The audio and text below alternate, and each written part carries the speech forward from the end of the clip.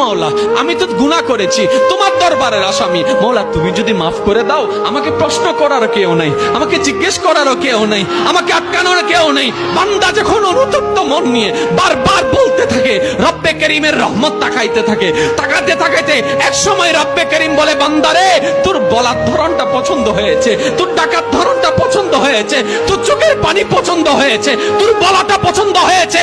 এবার মওলা বলে, আমি তোর সারা জীবনের কত গুনাহ করছিস? বান্দা বলে, মওলা 40,000 পার হয়ে গিয়েছে। কেউ বলে যে মওলা পাহাড় পরিমাণ হয়েছে, কেউ বলে যে মওলা আসমান পরিমাণ হয়েছে। এবার মওলা বলে যে আমি মাফ করে দিলাম, আমি মাফ করে দিলাম, আমি মাফ করে দিলাম, আমি মাফ করে দিলাম, আমি মাফ করে দিলাম, আমার বান্দাকে আমি মাফ করে দিলাম। ফেরেশতা বলে, মওলা এত বড় গুনাহগার, এত বড় আসামি, হাজার গুনাহগার, হাজারটা গুনাহ তওবা করেছে একবার, মাফ চেয়েছে একবার, তুমি মাফ করে দিলা, তুমি মাফ করে দিলা। রব্বে করিম বলে, মাফ করবো না তো কি করব?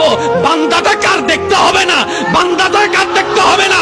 সে রহমানের কাছে মাফ চেয়ে যদি মাফ না পাই, তাহলে তো বিশ্বের কাছে মাথা নত হয়ে যাবে।